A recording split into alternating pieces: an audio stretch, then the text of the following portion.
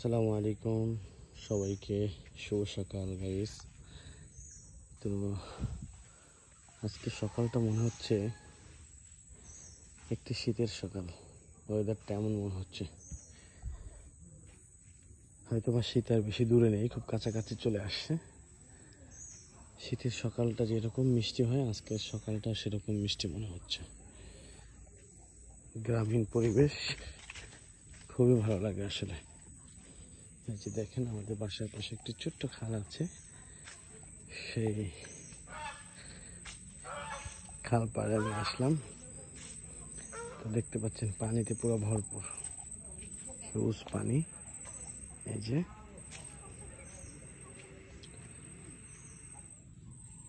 খুবই আসলে একটি রোমাঞ্চকর মুহূর্ত। শহরে যারা থাকেন তারা আসলে এরকম সকাল কোটি টাকার বিনিময়ে এনজয় করা যায় না, পারেন না। খুবই সুন্দর একটি সকাল, মিষ্টি সকাল, খুবই ভালো লাগতেছে।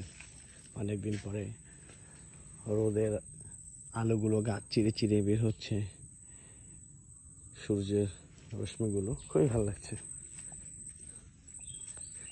তো মেবি শীতের সকাল আমাদেরকে হাতছানি দিয়ে ডাকছে, খুব কাছাকাছি শীত চলে আসছে।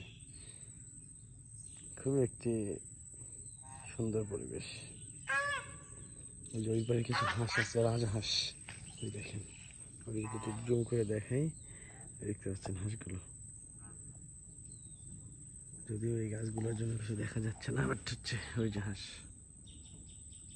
এই যে হাঁস দেখছেন, অনেকগুলো হাঁস।